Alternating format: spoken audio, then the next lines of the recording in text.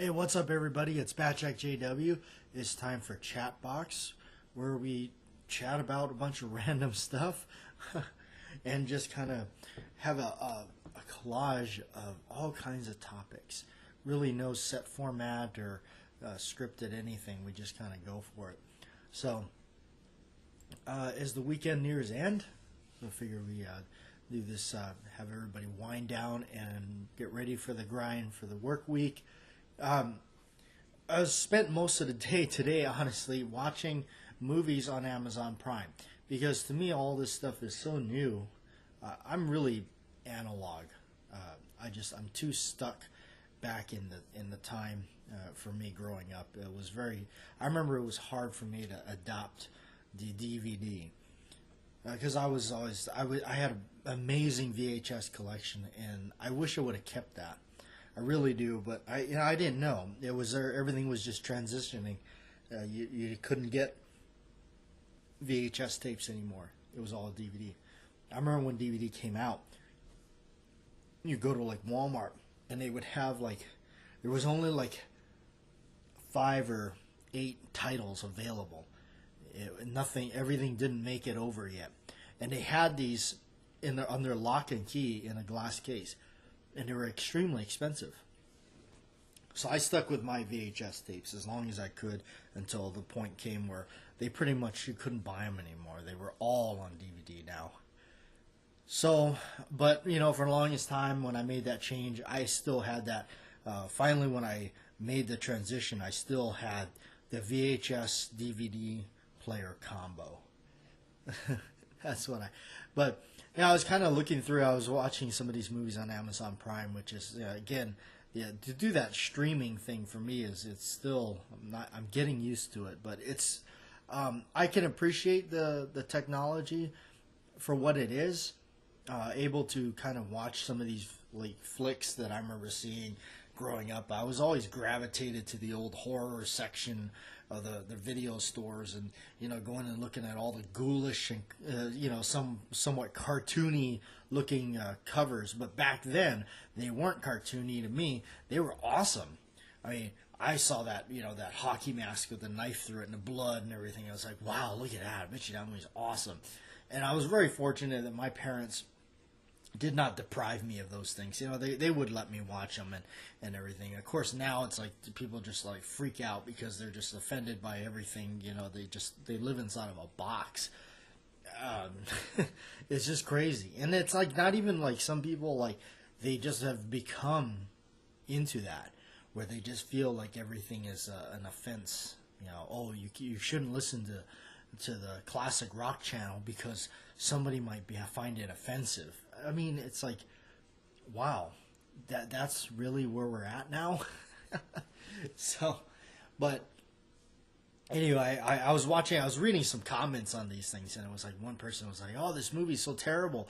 It's like bootlegged from the VHS source," and it's like, well, to me, that was my era, the VHS tapes and cassette tapes. I was like, I don't mind that at all. In fact, that's a great throwback for me because I get to still watch it and see those. Those imperfections in the tape. Depends on how many times they got viewed and rewound and viewed and rewound. The tape would age. So just interesting stuff for me. I always loved it, and I always used to have. I used to always look for the tapes like the ones that had like the bigger clamshell type style boxes. Or I remember I had a copy of The Omen with Gregory Peck, and mine was like this big book thing that slid out through the side, and the tape was housed inside like almost like a box of chocolates or something. Really cool stuff. My copy of Kelly's Heroes, Clint Eastwood and Telly Savalas and Don Rickles and Sutherland. Mine was like a big old looking book, and you opened the front of the lid, and there was the tape was again set inside this like little tray, and the tray was plastic and everything, and you just kind of pulled the tape out. It was kind of cool. Those are all things I remember. I wish I would have kept, but I didn't know. It was things were changing, and it was just it was really tough. It was really tough to make that change. I remember when I was having to make that change over to DVD. And of course now everything's just like this way they stream it. They just stream it. Everything is like, for instance, the new movie that came out. It's a Netflix thing. It's The Highwaymen. I really want to see it, and I haven't been able to see it because I don't do the Netflix thing, and I guess that's where it's at. And so I'll just have to wait for the DVD to pop out. Hopefully it will. Hopefully they don't just limit this thing to just Netflix alone. And of course, Scorsese's upcoming flick is going to be on Netflix too. So I guess I'll have to get with the program at some point. But I still just I love that stuff. It's just really amazing to me. Yeah, or back when my parents had pagers. Our phone was a rotary dial phone. When you had a cell phone in the car, it was like a portable. It was like it was a big thing. But it would look at me. It was like a brick with buttons on it with a big old antenna. So, anyhow, I've been watching some of these other channels. There's another channel I watch. He's pretty cool. He reviews a lot of the stuff from the childhood because he's around the age. He's a little older, but he reviews all the old movies growing up. So it's really cool. I like his channel a lot. He's just really awesome because he's reviewing a lot of the old school stuff that I grew up with. So, speaking of some stuff and news wise, I know sometimes I like to talk about news and what's coming up. Excuse me. I actually have interest in purchasing. Yes. Oh, what am I gonna get? I have been thinking about it, and the only way I'm gonna purchase it is if I sell some stuff and get the money for it that way. Because I'm not gonna. I have this thing now where I'm really at this point in life. I don't want to shell out my hard-earned money anymore, out of my wallet anymore for stuff, for firearms if I want them. I have to. I've come to this thing where I have to sell some stuff, and that's what I've been doing lately. That's what happened with a lot of the other stuff. Now, unless it's just unless it's fairly cheap, but even then, it really hasn't been the case. So I'm actually thinking about it, get ready and try to. I think I'll sell a couple of items, and I've been really thinking about buying the Model 29. I know, right? Everybody goes, "What, Bat Jack? You already have a Model 29," but I kind of want to check out the brand new one, the classic line Model 29 from Smith & Wesson's classic line. There's, with the modern technology that they're using to make them and everything, and I know so many people dislike them, and they all they want to do is nitpick at them, and the key lock, it's just, to me, all that stuff never really mattered. I mean, it's like, it's got a key lock on it, big deal, it really makes that, big of a. I have a 629, the stainless one. It's got a key lock on it. It's got all the modern, touches to it. I really don't even notice the key lock ever. And all those people saying, it'll lock up on you, and it won't. I've had that gun for years and fired it tons. Never locked up on me. Never engaged like some weird way or something like that. But anyhow, I've just been thinking about it because I kind of want to check it out, because that, again, with that 629, that's what's been amazing about it. It's just that feeling like, wow, this is a brand new Magnum, a brand new revolver, and I can shoot it. So I want to be able to take a cool revolver to the range and shoot, and then also in the same sense not feel like it's an old collectible, and the more I shoot it, the more I'm just kind of wearing it out, kind of a thing. So I have interest in it. It's a -10. It's crazy how that's how far up they've come. We're at the -10, I believe. So I want to check it out. It's got the newer style grips, and I was thinking, I was even thinking about checking out some of the grips you can see now that some people are making out there.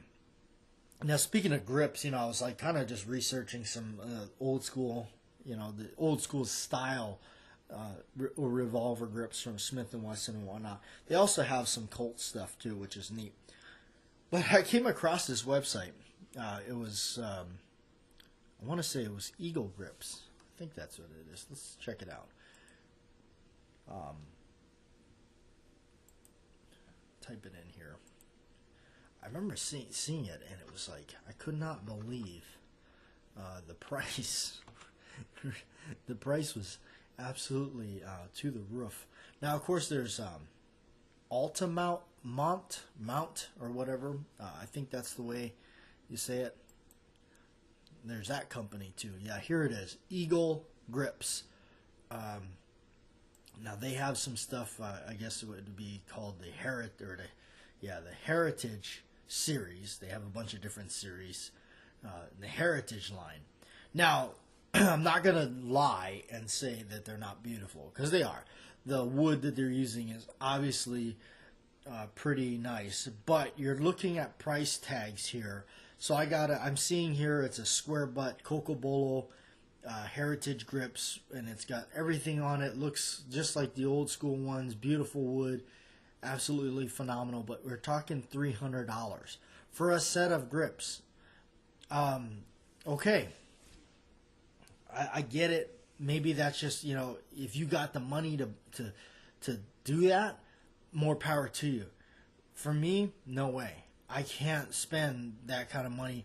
I mean, you buy a couple of sets of grips, you can buy a gun. So they even have they even have another one here.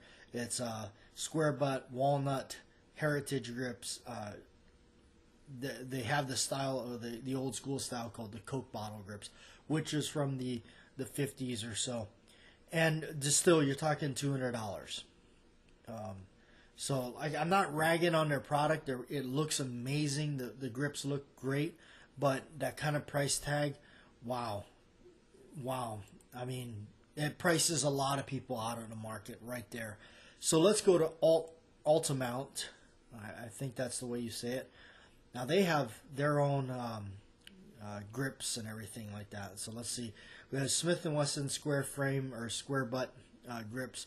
They have the Coke bottle style Target grips too on their website, and they're $82. Now that is a little bit more reasonable rather than that other price. I mean, $300. I just can't do it. There's just that's a little steep.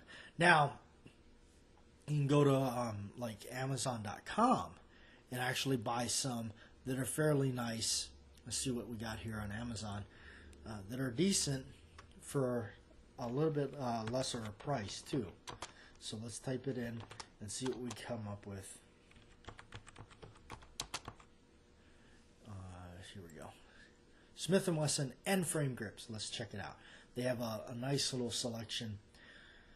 And we're seeing some prices at $66. Again, I mean, the wood may not be as beautiful as what the Eagle grips are, but we're talking a fraction of the price. So, which is fine with me. And let's see, look at what we have, because it looks pretty good. There was a set that I liked, and I personally like the lighter colored wood. The darker colored stuff, I've always found that with the grips, as you're cleaning the gun and oiling it and whatnot, the grips saturate with oil and darken. And I don't like how it gets so dark. You don't really tell the wood character much anymore. It's just a big dark. I have a set of really old end frame grips that were on my original, my first 29 I bought, and they're a little, they're just solid. Like it's a really deep dark chocolate brown. There's no character left in the wood at all. So let's check out these, and this is this is a different company. Now these here I'm seeing here look identical to just like a classic line old school grips that they're selling, and great price, $66.99. That's an Amazon Prime price, free shipping. So let's take a look at some other ones here. Here,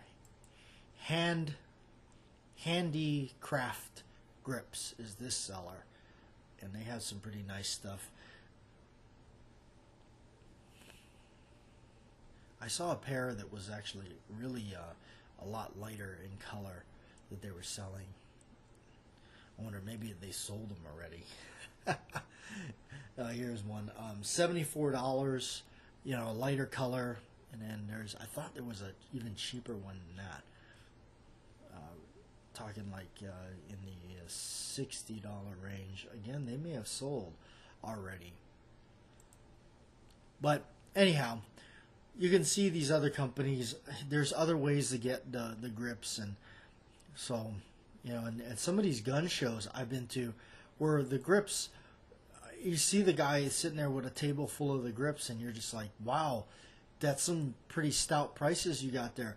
I picked up some grips, like a K-frame square deal grips from the mom and pop shop, and I got those for like $5. And even he said too, when he sold them, he says, I don't understand why people want so much money for those things. He said, I'm not trying to do that. So that, you know, you can still find them out there. I remember shopping on eBay, and the most I ever paid for a pair of old original end frame grips was like $90, and that's an original pair or set. But now they're just way too much. So there's a little a hint for a lot of you. If you're buying some of these old classic revolvers, if the person does not have the original wood grips that it would have came with, definitely try to get the price down a bit, because that, as you can see, the prices on these things is just outrageous. So you're going to be able to get some compensation for that. So, and of course, condition, right? So anyhow, but yeah, that's what I'm thinking. I got gonna take some stuff down to the old mom and pop shop that I like to go to, and see if we can sell some of that stuff, so I can possibly get that new Model 29. No, but that's the way I go. I sell some stuff, get the money, and then also that way I'm not accumulating more. I'm actually just trading stuff out in a sense. That's kind of the way I need to work on for myself, because I just don't want to have to accumulate too much. I've kind of gotten to that point where I just like, because moving from one state to another, and then moving again from one place to another. So like within just like a year and a half's time, I moved like twice or so, and it's just too much, and it just showed me there's just too much. And then plus, if you were to move into another state, the guns become a problem as far as trying to get them there or transfer them or whatever. So it's like, it would be one thing if you're just driving, but when you're flying on the airplane, you want to pack everything up. That's when it presents a problem. So I don't want to really run into that again. So that's kind of my philosophy behind it all. And it's just right now, that's what it is. It's just something that I acquire, I mess with it for a little while, and then it probably will wind up leaving the collection. But it's just something I want to check out. I really have interest in checking it out. Plus, it doesn't take much to convince me to buy a Dirty Harry revolver again. So, but we'll see. It's all still up in the air. Don't even know if I'll really actually wind up doing that or not. But we'll see. Well, you guys will be first to know, and of course, obviously, Patreon, it'll be there too. Plus, hopefully you checked out the knuckle knife I've been doing, and I've actually been holding on to it now, waiting to do a second or a third video would be, but I'm letting it tarnish more. I'm letting it tarnish a little bit more, and gain its kind of its own natural way of antiquing or aging, instead of that that what they did was just cold blue it, which looked like, and it just didn't have that same effect. So that's what I'm doing with that. Anyway, enjoy your Sunday night. I'm gonna get out of here. Quick chat box with you, and thanks for tuning in.